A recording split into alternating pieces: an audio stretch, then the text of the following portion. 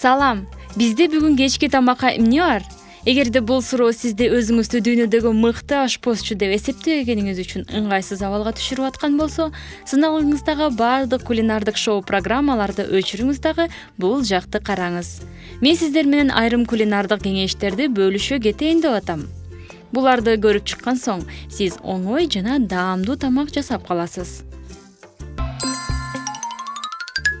Биринчи, сарымсактын тамакка укмуштуудай даам кошорун билет чыгарсыз. Бирок аны бышыргандан кийинки калган колуңуздагы жагымсыз жыттан кантип арылса болот? Жөн гана колуңузду дат баспаган болот менен сүрүп коюңуз. Мисалы, ашканаңыздагы раковинаныкына. Жагымсыз жыт дароо жоголот. Экинчи, кап. Сиздин жемишиңиз кайрадан бузулуп баратабы?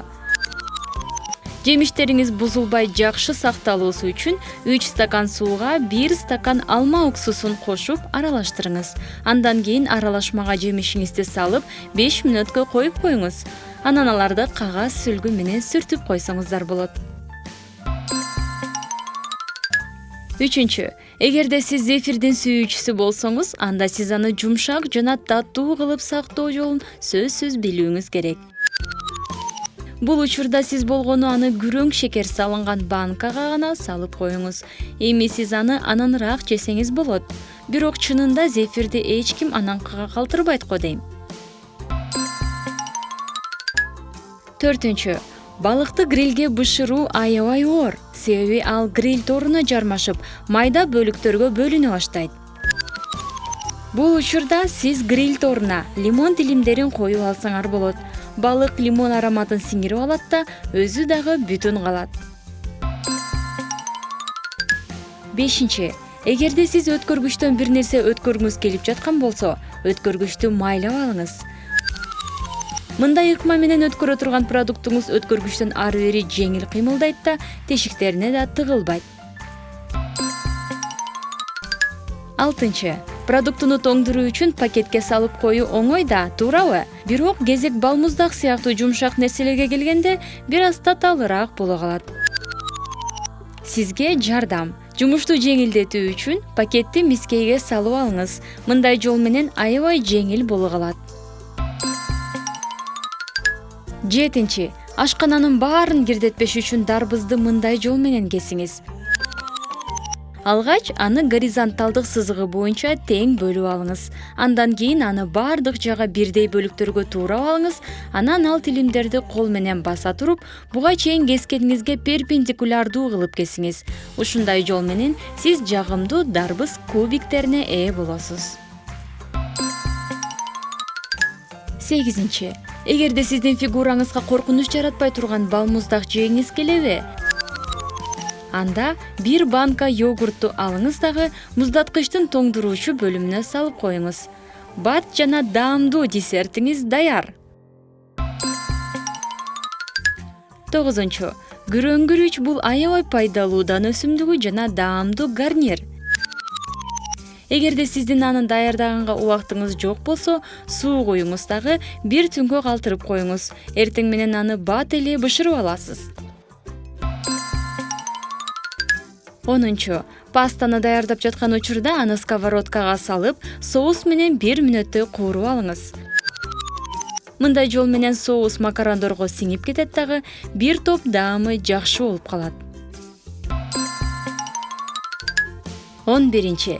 Кайнатылган жумуртка дүйнө боюнча эң мыкты эртең мененки тамак болсо керек. Бирок кээде алардын кабыгын тазалоо дагы чыныгы азап болуп кетет. Кайнап жаткан сууга бир аз уксус кошуп алуу менен бышканда аны оңой эле аарчып алсаңыз болот. 12. Күрөң шекер тоголоктошуп жармашып калдыбы? Көйгөй эмес. Жумшак нандын бир тилими сиздин жүрөк көйкөңүздү чечип берет. Аны шекер турган банкага салып эле коюңуз. Шекер бир нече сааттан кийин гана мурдагы калыбына келип калат. 13. Сизге лимон ширеси керек. Бирок лимон катуу болгон үчүн ширесин эч сыгалбай жатасызбы? Аны болгону микро толкундуу мешке 20-30 секундага салып койсоңуз, ал бат эле жумшап калат. 14. Кивини тазалоонун эң жөнөкөй ыкмасы дал ушундай болот. Кивини эки жагынан кесип алыңыз. Андан кийин кашыкты алыңыз дагы кабыгы менен этинин ортосуна коюңуз. Анан акырындык менен айлантып, этин терисинен бөлүп алыңыз. 15. Баса, сарымсакка кайталы кайра. Аны дагы тазалоо оңой эмес. Бирок бул жерде деле сонун чечим бар. Сарымсактын бир тишинин үстүнөн бычактын каптал жагы менен катуураак басыңыз. 16.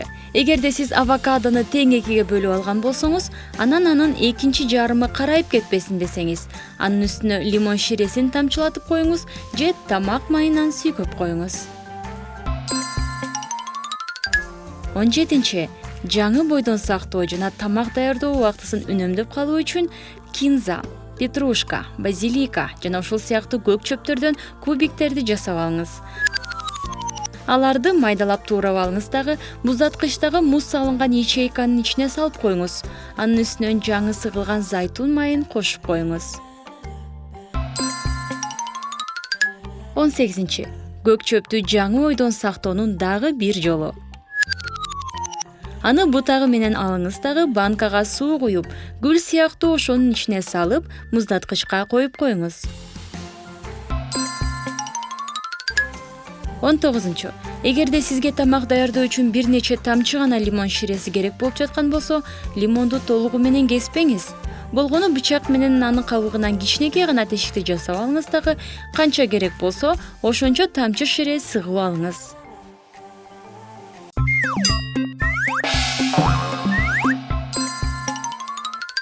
Бизге бала кезден эле эртең мененки тамак бул тамактануунун эң маанилүү бөлүгү деп эскертип келишет. Чындыгында эле ошондой.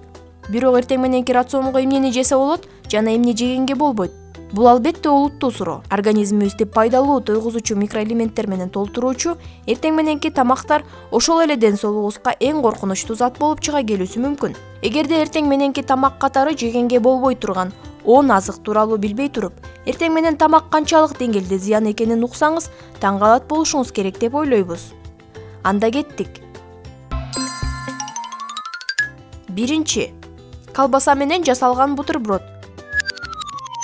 Бул эртең мененки тамак эң начар варианттардын бири болуп эсептелет.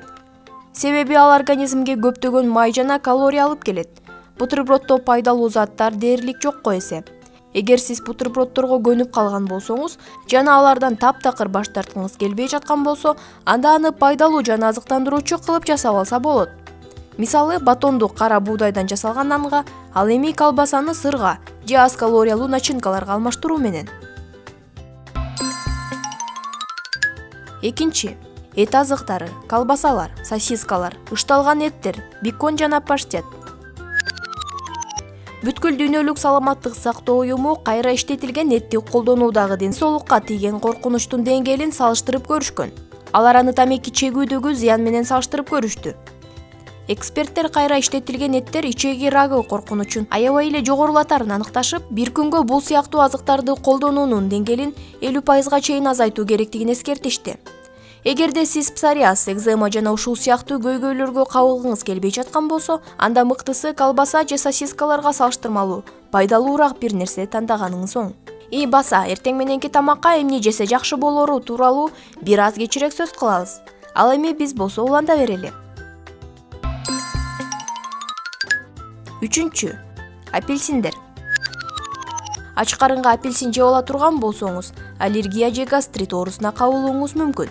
Эгерде сиз кинодогулар сымал эртең мененки тамакка жаңы сыгылган апельсин ширесин ичип алууну жакшы көрсөңүз, анда мыктысы анын алдынан сулуу акшагы менен тамактанып алганыңыз оң. 4. Банандар. Ач карынга банандарды жеп алуу жүрөк кан тамыр оорулары коркунучун жогорулатат. Анын курамында магний көп. Ач карынга банан жеп алуу менен организмдин кальций жана магний балансы бузулуп калуусу мүмкүн. 5. Чийки жемиштер. Бадыраң, капуста жана паприка сымал азыктар курамындагы кислоталардын айынан ашказандын былжырлуу катмарын дүүлүктүрүп салуусу мүмкүн. Андан сырткары бул нерсе ашказан жарасына жана гастритке алып келүүсү мүмкүн.